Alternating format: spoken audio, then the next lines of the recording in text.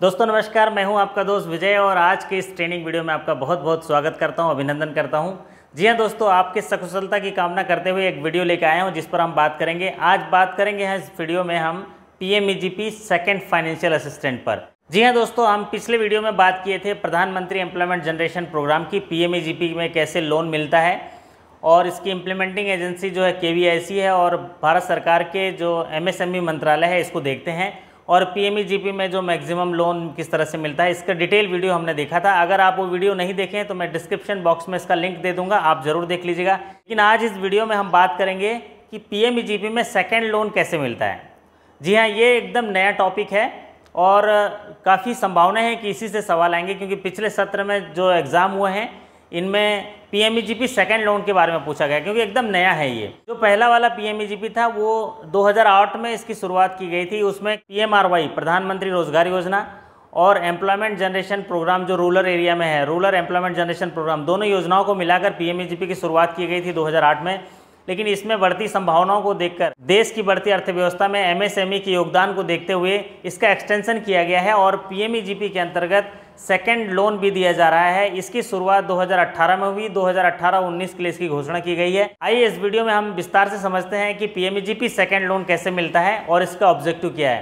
PMEGP second financial assistant का main objective है for expansion of the existing successful PMEGP and मुद्रा units.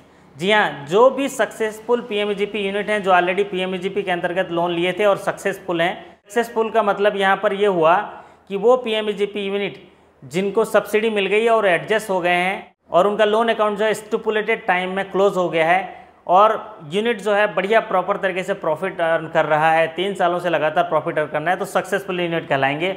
ऐसे लोगों के विस्तार करने के लिए, उनका मॉडर्नाइजेशन करने के लिए, उनकी कैपेसिटी बढ़ाने के लिए, नया टेक्नोलॉजी लाने के लिए पीएमईजीपी सेकंड लोन को विस्तारित किया गया। तो पहला उद्देश्य है for expansion of existing successful PMEGP and मुद्रा यूनिट्स। जी हाँ, इसमें मुद्रा यूनिट्स को भी शामिल किया गया है। मुद्रा यूनिट में भले ही कैपिटल सब्सिडी नहीं है, लेकिन अगर वो सही समय में अगर उन्होंने रिपेड किया हुआ है तो उनको भी पीएमईजीपी सेकंड लोन मिल सकता है। दूसरा जो ऑब्जेक्टिव है, देखिए, for bringing new technology automation so as to modernise the existing unit. जी हाँ, ये जो सेकंड फाइनेंशियल असिस्टेंट में दिया जाता है ताकि वो नए टेक्नोलॉजी करें, अपने आप को अपग्रेड कर सकें, ऑटोमेटिक ला सकें और मॉडर्नाइज कर सकें एग्जिस्टिंग यूनिट को। फिर साथ में वो to enhance the productivity of the existing unit, उस एग्जिस्टिंग यूनिट की प्रोडक्टिविटी बढ़ सके, प्रोडक्शन बढ़ सके। To enhance the capacity of existing unit, उसकी कैपेसिटी बढ़ सके।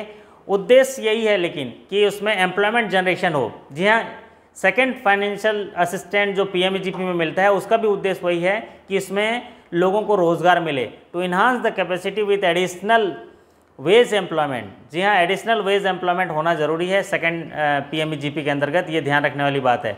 चलिए दोस्तों, अब समझते हैं कि एलिजिबिलिटी क्राइटेरिया क्या है। ये जो पीएमईजीपी के अंतर्गत सेकंड फाइनेंशियल असिस्टेंट पाने के लिए एलिजिबिलिटी क्राइटेरिया क्या है। पहली एलिजिबिलिटी है कि वो यूनिट, एग्जिस्टिंग यूनिट जिन्होंने पीएमईजीपी के अंतर्गत लाभ प्राप्त किया है या मुद्रा के अंतर्गत वित्तीय सहायता प्राप्त किए हैं और उनका जो क्रेडिट लिंक सब्सिडी है जिसको मार्जिन मनी बोलते हैं वो एडजस्ट हो गया हो तो वो एलिजिबल है। तो पहली एलिजिबिलिटी है all existing units finance under PMEGP and Mudra whose margin money has been adjusted, जिनका मार्जिन मनी खातों में एडजस्ट हो गया है। सेकेंड एलिजिबिलिटी क्राइटेरिया देखिए कि जो पहला लोन उन्होंने पीएमईजीपी में लिया था या मुद्रा में लिया था वो समय पर रिपेड हो गया हो। जी हाँ, the first loan availed should have been repaid in stipulated time. जी हाँ, पहला जो लोन लिया था वो समय पर वो क्लोज हो गया हो। जी हाँ, पहली कंडीशन ये है कि मार्जिन मनी एडजस्ट हो गया हो, दूसरा लोन जो है समय पर क्लोज हो गया हो, और तीसरी एलिजिबिलिटी है unit should have been making profit for 3 years. जो यूनिट है एग्जिस्टिंग यूनिट जो पीएमईजीपी सेकंड फाइनेंशियल असिस्टेंट के अंदर वो एलिजिबल होगा तभी जब वो 3 साल से लगातार प्रॉफिट अर्निंग हो। चौथी एलिजिबिलिटी है कि रजिस्ट्रेशन ऑफ उद्योग आधार मेमोरेंडम इज मैंडेटरी। जी हाँ, इनका रजिस्ट्रेशन होना चाहिए एग्जिस्टिंग यूनिट का उद्योग आधार मेमोरेंडम में, तो इनका रजिस्ट्रेशन कंपलसरी है।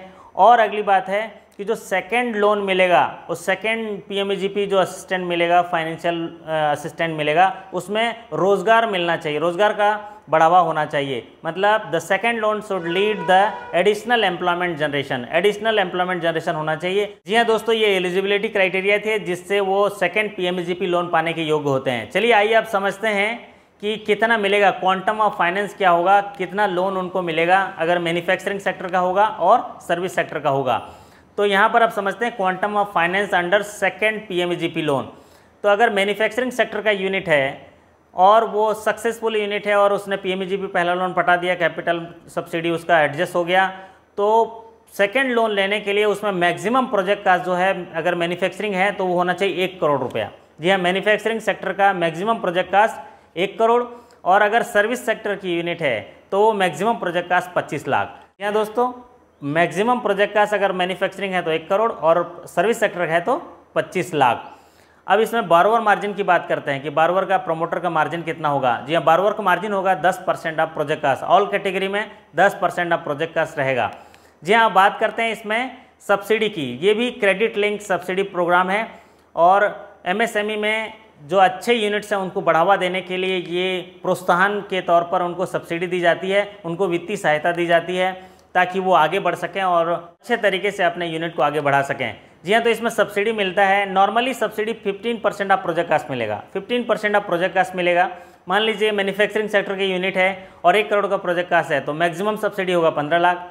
और अगर सर्विस सेक्टर की यूनिट है तो नॉर्मल कैटेगरी में उनको 15% मैक्सिमम प्रोजेक्ट कास्ट मिलेगा, मतलब मैक्सिमम सब्सिडी 3,75,000 मिलेगा। कस्टमर नॉर्थ ईस्टर्न रीजन में और हिली स्टेट में है तो उनको जो सब्सिडी मिलती है 20% ऑफ मैक्सिमम प्रोजेक्ट कास्ट। जी हाँ, मैक्सिमम 20% ऑफ प्रोजेक्ट कास्ट मिलती है। नॉर्मली 15% ऑफ प्रोजेक्ट कास्ट मिलेगा, लेकिन हिली एरिया में और नॉर्थ ईस्टर्न रीजन में 20% ऑफ प्रोजेक्ट कास्ट मिलेगा। अगर मैन्युफैक्चरिंग सेक्टर का है तो मैक्सिमम सब्सिडी 20 लाख रुपए, अगर सर्विस सेक्टर का है तो मैक्सिमम सब्सिडी जो है 5 लाख मिलेगा। जी हाँ दोस्तों, ये सब्सिडी था। बात करते हैं इसमें इम्प्लीमेंटिंग एजेंसी की। जी हाँ, इसको इम्प्लीमेंटिंग एजेंसी जो है KVIC है, khadi village and industry commission बोलते हैं, जो भारत सरकार की ministry of micro small and medium enterprises की देखरेख में होता है। तो इसमें जो मिनिस्ट्री है वो मिनिस्ट्री ऑफ MSME है। जो PMEGP के अंदर जो सेकेंड लोन मिलेगा वो मैक्सिमम मैन्युफैक्चरिंग सेक्टर में प्रोजेक्ट कास्ट 1 करोड़ और सर्विस सेक्टर में 25 लाख। तो इसका उपयोग वो किस तरह से कर पाएंगे, आइए समझते हैं।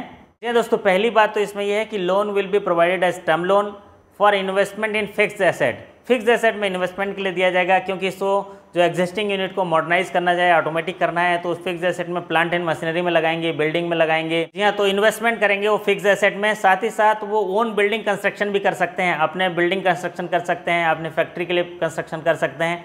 लेकिन ओन बिल्डिंग कंस्ट्रक्शन करने के लिए जो मैक्सिमम सीलिंग है वो 25% ऑफ प्रोजेक्ट कास्ट है, और मतलब the for own building construction but not more than 25% of project cost. Maximum हिस्सा जो है कैपिटल एक्सपेंडिचर में होगा। Capital expenditure component including cost of construction should be to the 60% of the project cost. 60% हिस्सा जो है कैपिटल एक्सपेंडिचर में होगा, ताकि उससे अपने एग्जिस्टिंग यूनिट की कैपेसिटी बढ़ाने के लिए, प्रोडक्शन बढ़ाने के लिए वो प्लांट मशीनरी और फिक्स एसेट्स में उसका इन्वेस्टमेंट कर सकें। और बाकी हिस्सा जो है वर्किंग कैपिटल कॉस्ट में किया जा सकता है। For working capital cost should up to 40% of project cost. लेकिन इस पॉलिसी में दिया गया है कि बैंकें जो हैं जिस समय ये प्रोजेक्ट अप्रूव करती हैं उस समय वो अपने विवेकानुसार भी निर्णय ले सकते हैं, प्रोजेक्ट को देखते हुए ये निर्णय ले सकते हैं। जी हाँ दोस्तों, तो ये थी प्रधानमंत्री एम्प्लॉयमेंट जनरेशन प्रोग्राम के सेकेंड फाइनेंशियल असिस्टेंट के बारे में जानकारी। जी हाँ, इसमें मोटे तौर पर अगर देखा जाए तो ऐसे यूनिट्स जो पहले PMEGP ले चुके हैं या मुद्रा यूनिट हैं, सक्सेसफुल यूनिट हैं और 3 साल से लगातार प्रॉफिट में हैं, उनका मार्जिन मनी एडजस्ट हो चुका है, उनके लोन सही समय पर चुकता हो चुके हैं, उन्हें सेकंड PMEGP लोन विस्तारित कर दिया जाता है, जो मैन्युफैक्चरिंग सेक्टर में मैक्सिमम 1 करोड़ होगा और सर्विस सेक्टर में मैक्सिमम 25 लाख होगा।